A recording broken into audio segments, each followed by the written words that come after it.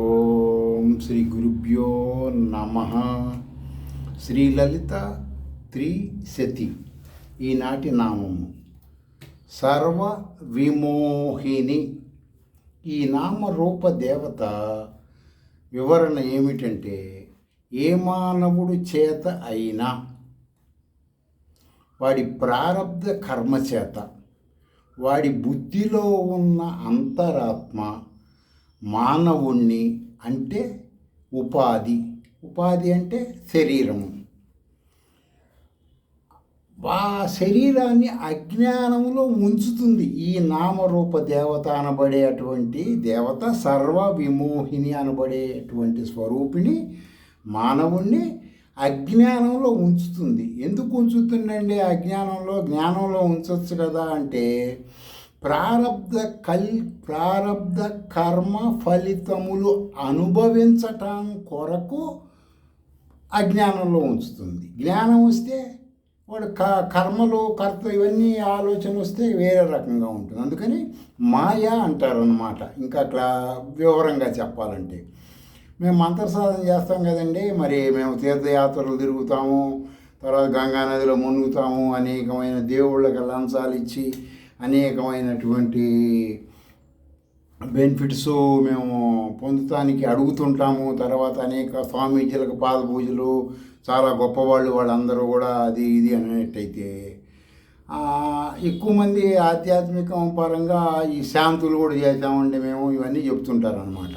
అలా చేయటం వల్ల మా అజ్ఞానం పోదా అంటే, అజ్ఞానము పోవటానికి మీరు దృశ్య ప్రపంచ కర్మలు చేసేది, స్వామీజీల చుట్టూ తిరిగేది, దేవుళ్ళకి లంచాలు ఇచ్చేది, శాంతులు చేసేది, దానాలు చేసేది, ఆ దానం ఈ దానం ఇవన్నీ చేసేది దేనికయ్యా అంటే, మీకు అజ్ఞానం పోవటానికి చేస్తున్నారు. మీరు జ్ఞానం రావటానికే అవన్నీ చేసేది. అర్థమైందండి?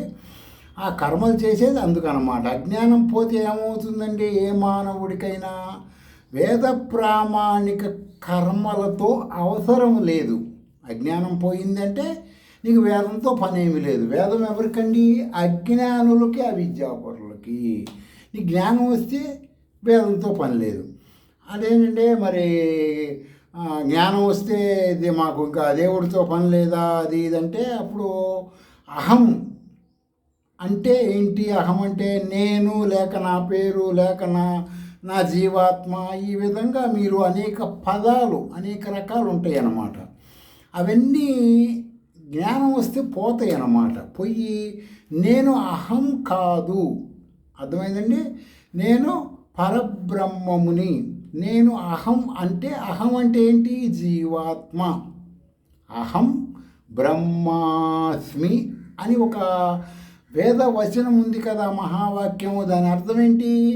నేను జీవాత్మని కాదు పరమాత్మని అని కదా. ఇక్కడ ఎప్పుడైతే నీకు అజ్ఞానం పోయి జ్ఞానం వస్తే అప్పుడు దాకా నీకు పరబ్రహ్మ జ్ఞానం రాదనమాట. జీవాత్మతో కూడిన బ్రహ్మ అయి ఉన్నావు నువ్వు. ఇప్పుడు జీవాత్మ తో కూడిన బ్రహ్మవై ఉన్నావు. నేను జీవాత్మని నేను అహం కాదు, నేను జీవాత్మని కాదు, నేను బ్రహ్మము అని నువ్వు తెలుసుకోవటానికి ఫిజికల్ ఆధ్యాత్మికం, బాల్యావస్థ ఆధ్యాత్మికం. తర్వాత నువ్వు తర్వాత ఆ ఫిజికల్ ఆధ్యాత్మికం సత్యదాకా ఆచరిస్తున్నావు అంటే అజ్ఞానం అని అర్థం అన్నమాట. శ్రీకృష్ణుడు చెప్తాడు భగవద్గీతలో ఏమని? జ్ఞానము అజ్ఞానం చేత ఆవరించి ఉండుట వలన సర్వ జనులు మోహము పొందుతున్నారు. అర్థమైందండి? 5:15 భగవద్గీతలో. జ్ఞానం అనబడేది అజ్ఞానం చేత ఆవరించి ఉంటుంది. అంటే మీకు ఏదైనా పండు తీసుకుంటే ఆ లోపల ఉండేటువంటి పండు పైన తొక్కగా భావించుకోండి. పైన తొక్క వచ్చేసి అజ్ఞానం, లోపల పండు జ్ఞానము. ఆ జ్ఞానం అజ్ఞానంతో ఆవరించి ఉంటుంది. స్మృతి చెబుతుంది ఆ మాట. గీత అంటే స్మృతి కదా. మరి శృతులు ఏం చెబుతున్నాయండి, ఉపనిషత్తులు ఏం చెబుతున్నాయండి ఈ మాట కోసం అంటే, ఇప్పుడు ఒక కాలుతున్న ఇనుము దహిస్తూ ఉంటుంది. దహిస్తూ బాగా ఎర్రగా మంట కనపడుతూ ఉంటుంది. అగ్ని ఇనుము కాదు. ఆ విధముగా ఇనుములో అగ్ని దహించినట్లుగా, అంటే ఒక ఇనప బాగా లావుగా ఉండే రాడ్డు బాగా కొలిమిలో పెడితే బాగా మంట ఎర్రగా మంట వస్తూ ఉంటుంది అనుకోండి, బాగా ఎర్రగా. అది ఇనుము వేరు, అగ్ని వేరు. అర్థమైందండి? ఇనుము అగ్ని కాదు, అగ్ని ఇనుము కాదు. ఇనుముని అగ్ని దహిస్తుంది. ఆ విధముగా ఆ జ్ఞానము అజ్ఞానం ఉంటాయి అన్నమాట. వాటిని సపరేట్గా మనం తెలుసుకోగలగాలి అనుష్ఠానం ద్వారా. సరే, జీవునికి అజ్ఞానం, జీవుడికి ఇనపరాటికి అగ్ని ఎలా దహిస్తుందో జీవుడిని అజ్ఞానం దహిస్తూ ఉంటుందన్నమాట. ఆ దహించినప్పుడు అజ్ఞానం పోయి జ్ఞానం రావటానికి ఈ ఆధ్యాత్మికం చేయటం అనుష్ఠానాల వలన జ్ఞానం వస్తుంది. ఈ అజ్ఞానం అనబడు మాయా లేక మోహము జీవుడికి అర్థం అయితే, తెలుసుకుంటే, అర్థం కావాలంటే శృతులే శరణ్యం, వేరేవేమీ లేవు. అర్థమైందండి? వేరేవేవి కూడా కర్మలు చేయిస్తున్నాయి. శృతులు మాత్రం నీ కర్మలు, కర్తలు, క్రియలు వివరిస్తాయి అన్నమాట. అది గొప్ప విషయం అన్నమాట. ఎందుకంటే శృతులే శరణ్యం అంటారు. శృతుల్లో నిగూఢముగా కొన్ని శ్రీ విద్య, మంత్ర విద్యలో కొన్ని నిగూఢముగా శృతులు ప్రామాణికంగా ఉంటాయి వేద వైదిక పరంపరలో. వాటి ద్వారా నువ్వేం చేస్తావంటే నువ్వు గుర్తించగలుగుతావు అజ్ఞానాన్ని, జ్ఞానాన్ని. ఆ మంత్రాలు లేక అజ్ఞానం గుర్తించి, మంత్రం అంటే మీరేం గుర్తించే ఆలోచన. ఇప్పుడు పొద్దునుంచి సాయం దాకా అనేక ఆలోచనలు చేస్తున్నారు. ఆలోచనని మంత్రాలు అని శాస్త్రవచనము. కాబట్టి మీరు మంత్రం చేయటం వల్ల, శృతి ప్రామాణిక మంత్రం చేయటం వల్ల ఆలోచన కలుగుతుంది. ఆ ఆలోచన ఏంటి? ఏ మంత్రం చేస్తే ఆ ఆలోచన వస్తుంది. ఇప్పుడు శ్రీ విద్యా మంత్రాలు కొన్ని ఉన్నాయి. తిరస్కరణి అని, కాల సంకర్షణి అనబడేటువంటి ఇంకా చాలా ఉన్నాయి గురు పరంపరలు. ఆ పేర్లతో మంత్రద్రష్టలైన ఋషులు తెలియజేసింది ఏంటంటే, ఆ మంత్ర సాధన చేస్తే ఈ యొక్క ఆ నామరూప దేవత అయిన సర్వ విమోహిని, ఇప్పుడు ఈనాటి నామంలో అంటే విషయములు, మీరు ఆ మంత్ర సాధన చేస్తే ఈ నామరూప దేవత మీకు ఏ విధంగా చేస్తుంది, ఏంటి మీరు ఆచరిస్తున్నవి ఎలా ఏంటి అని తెలుసు. ఎలా తెలుస్తే ఏంటంటే, పదములకి సంబంధించిన మాయా గారడి, నీ యొక్క జ్ఞానాన్ని కప్పిపుచ్చే అజ్ఞానం అనబడే పదాలు నువ్వు తెలుసుకోగలుగుతావు. ఎలా తెలుసుకుంటానండి నేను అంటే, ఇప్పుడు సపోజు మీరు అనేక రకములైన విషయముల గురించి ఆలోచిస్తూ ఉంటారు.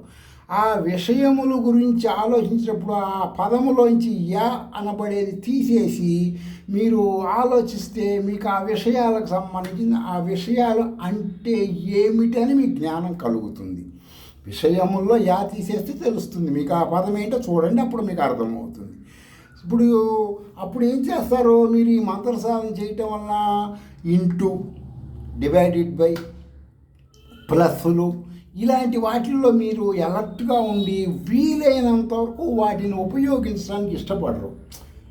ఆర్థికంగా, మానసికంగా, శారీరకంగా, కుటుంబపరంగా, ఆధ్యాత్మిక పరంగా ఏ పరముగా అయినా సరే అవి వాడటానికి ఇష్టపడరు. వాడకుండా ఏం చేస్తారో, ఈ జ్ఞానం కలిగితే మైనస్ వాడటానికి ఎక్కువగా ఇష్టపడతారు. ప్రతి విషయంలో మైనస్ను ఎక్కువ ఉపయోగించగలుగుతారు. ఏది ఎవరో చెప్తుంటారు వాళ్ళ ఫీలింగ్స్, ఇది భగవంతుడని, ఈ పూజ చేస్తే ఈ ఫలితం వస్తుందని, ఆ పూజ చేస్తే ఫలితం వస్తుంది, ఇవన్నీ చెప్తుంటారు. అజ్ఞానం, అవిద్య వలన అవన్నీ చెప్తుంటారు. విద్య అంటే ఏంటి? శృతుల్లోకి వెళ్తే కానీ మీకు జ్ఞానం రాదు. అప్పుడు మీరు ఆ శృతి ప్రామాణికంగా చేయటం వల్ల మీకు మైనస్కు సంబంధించిన జ్ఞానం కలుగుతుంది. ఖగోళ శాస్త్రం అంటారు దీన్ని జ్యోతిష్యపరంగా. ఆ మైనస్ గురించి మీరు ఎప్పుడైతే ఆలోచన చేసి ఆ మంత్ర సాధనలు చేస్తారో అప్పుడు మీకు వేదవచనాలు, శృతివచనమైన పూర్ణమిదం అనబడే శాంతి మంత్రం ఉంటుంది. నెట్లోకి వెళ్ళి చెక్ చేసుకోండి. ఆ మంత్రం యొక్క శబ్ద అర్థం మీకు అప్పుడు అర్థమవుతుంది. మైనస్ దాటితే జీరోకి వస్తారు మీరు. అప్పుడు మీకు అర్థమవుతుంది మీరేంటి అనేది. అప్పటిదాకా అర్థం కాదు. నువ్వు ఏ వేషంలో ఏ రకమైన ఏ విధంగా ఉన్నా సరే నీకు ఆ శాంతి వచనమైన పూర్ణమిదం అనబడేటువంటి దాని అర్థం ఏంటనేది మీకు మైనస్లోకి వెళ్తే కానీ అర్థం కాదు.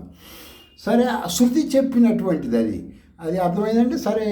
శృతుల జ్ఞానం ఈ భూమి మీద ఏ మానవుడు లేక ఏ ఆధ్యాత్మిక ప్రవచనకారులైన ఎవరైనా సరే ఈ భూమి మీద స్వ అనుభవంగా ఒక మనిషికి శృతుల జ్ఞానం వివరించలేడు. ఎవరి వల్ల కాదు. ఈ మంత్రం చేస్తే ఈ బెనిఫిట్స్ వస్తాయని వాడి ఫీలింగ్స్ అంతవరకు. అది సత్యమా కాదా అది నీకే తెలుసు. శృతి ప్రామాణికంగా చేస్తే తెలుస్తుంది. ఎట్లా తెలుస్తుందండి శృతి ప్రామాణికంగా చేస్తే అంటే, మంత్రదేవతని ఎప్పుడైనా సరే ఎలా తెలుసుకోవాలి అంటే, కొన్ని మంత్రాలు కొన్ని అద్దాలులాగా ఉంటాయి. ఒక అద్దంలో నువ్వు మొహం చూసుకుంటూ ఉంటావు. ఆ అద్దం ఎండలో పెట్టావనుకో, ఎండ దాని మీద పడిందంటే నీ మొహం అందులో కనపడదు, చూడలేవు. కొన్ని అద్దాలు వచ్చేసి కింద గడ్డి పెట్టి భూతద్దంలాగా సూర్యుడిని పట్టుకొని ఆ గడ్డి మీద పెడితే కొంతసేపటికి ఆ గడ్డి తగలబడుతుంది. తర్వాత నువ్వు ఆకాశంలోని ఫలానా దాన్ని చూడాలంటే కొన్ని అద్దాల ద్వారా చూడగలుగుతావు. అదే సూత్రాన్ని ఈ మంత్రాలకు అన్వయించుకోగలగాలి. ఏ మంత్రం దేనికి సంబంధించింది, నీ మొహం చూసుకునేదా, గడ్డి తగలబట్టేదా, భూతార్థమా, లేకపోతే టెలిస్కోప్ అర్థమా, ఇలాంటివన్నిటినీ నువ్వు తెలుసుకోవాలి అంటే ఆ మంత్రం చేస్తుంటే ఆ దేవత ఏ దేవత ఏంటి, ఏ అర్థానికి సంబంధించిన దేవత అనేది గురుముఖంగా తెలుసుకొని చేస్తూ ఉంటే ఆ శబ్దార్థాల ద్వారా అన్నీ తెలుస్తుంటాయి. ఇందాక చెప్పినట్టుగా ఏ మానవుడు ఈ భూమి మీద వేదాల శృతుల పరమైన జ్ఞానం స్వ అనుభవంగా వివరించలేడు. వాడి ఫీలింగ్స్ చెప్తుంటాడు. మీ అనుభవమే సత్యమైంది, అదే వేదవచనం అంటారు. మీ అనుభవమే వేదం. మీరు ఎవరో చెప్పింది వాళ్ళ ఫీలింగ్స్ అవుతాయి. పలానా దేవుడి దగ్గరికి వెళ్ళానండి నేను అంటే అతని యొక్క ఫీలింగ్, అది సత్యమా శృతి ప్రామాణికంగా కాదు. నేను ఈ యొక్క అభిషేకం చేశానండి, తర్వాత వచ్చేసి ఈ యొక్క శాంతి చేశానండి, ఈ యొక్క దానం చేశానండి, ఈ యొక్క కాలేజీలు కట్టించానండి, ఇవన్నీ కూడా మీ వ్యక్తిగతమైనటువంటి విషయాలు. ఇవి ఏవి కూడా శృతులకి ప్రామాణికం కాదు. బంగారాన్ని ఏ విధంగా గీటు రాయి మీద గీసి చూస్తే ఒరిజినల్లో డూప్లికేటో తెలుస్తుందో, అలా నువ్వు చేస్తున్న మంత్రం నీ యొక్క స్వ అనుభవంగా దాన్ని ఏ విధంగా గెస్సింగ్ చేయాలి అర్థంలాగా అనేది నువ్వు అనుష్ఠానం ద్వారా మాత్రమే తెలుసుకోగలుగుతావు. విడిగా మార్గమే ఉండదు. కాబట్టి ఆలోచించండి. శృతి ప్రామాణికంగా ఎప్పటికైనా మీరు తెలుసుకుంటేనే శాశ్వతమైనటువంటి లాంగ్ రన్లో సక్సెస్ అవుతారు. స్వస్తి.